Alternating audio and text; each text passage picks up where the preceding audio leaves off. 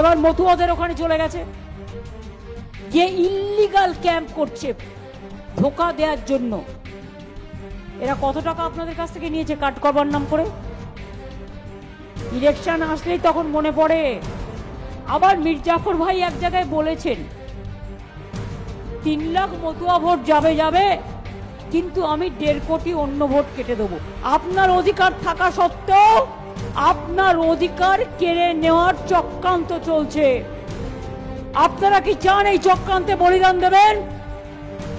যার ভোটার লিস্টে নাম নেই আমাদের ক্যাম্পে যাবেন, বলবেন আমার নাম নেই, কারণ আমি মা বাবার সার্টিফিকেট ওখানে ছিল না।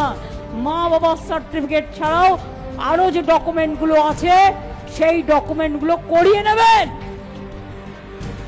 বুদ্ধি খরচ করুন, প্ররোচনায় পা দেবেন না, উত্তেজনায় পা দেবেন না। বিজেপির চক্রান্তে নিজের অমূল্য প্রাণ বিসর্জন দেবেন না।